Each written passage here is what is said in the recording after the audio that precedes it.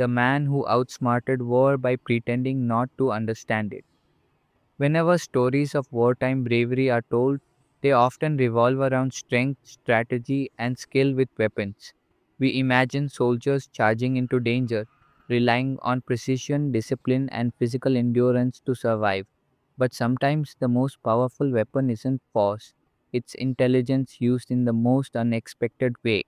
And few stories capture that better than the extraordinary survival of Douglas Brent Hegdahl, a young Navy petty officer from South Dakota whose greatest tactic was something no one saw coming. During the height of the Vietnam War, Hegdahl found himself in one of the most feared places a captured American could end up, the infamous Hanoi Hilton prison in North Vietnam, officially known as Hoa Lo Prison. It was a place where prisoners endured harsh conditions, relentless interrogations, and psychological pressure designed to break even the strongest individuals.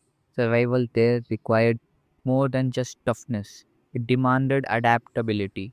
But Hegdal didn't rely on brute strength or resistance in the traditional sense. Instead, he chose a path that seemed almost unbelievable. From the moment he was captured, he began to act unintelligent. He played the role of someone slow, confused, and harmless.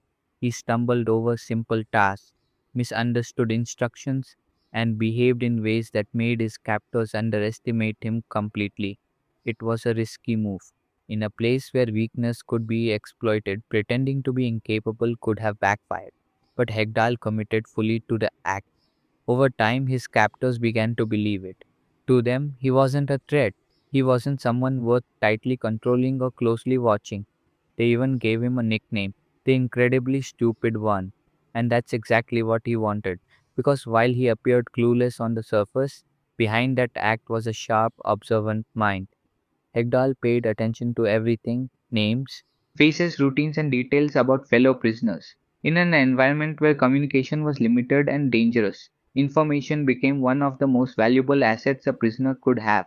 Using his harmless image as cover, he was able to move more freely than others. He interacted with guards, observed their behavior, and quietly gathered intelligence. Most importantly, he memorized the names of American prisoners, dozens upon dozens of them, men who were otherwise unaccounted for. At a time when many families back home had no idea whether their loved ones were alive, this information was priceless. Years later, when he was unexpectedly released, Hegdal carried that knowledge with him. He provided detailed accounts of prisoners still held in captivity, confirming their survival and exposing the conditions inside the prison. His memory and observations helped bring attention to the treatment of POWs and played a role in changing how such cases were handled. What makes his story so remarkable is the contrast. In a place defined by suffering and control, he chose deception not as a weapon of harm but as a tool for survival and protection. He didn't fight in the way most people expect, but his actions saved lives in a different, quieter way. The story of Douglas Brent Hegdal reminds us that courage doesn't always look like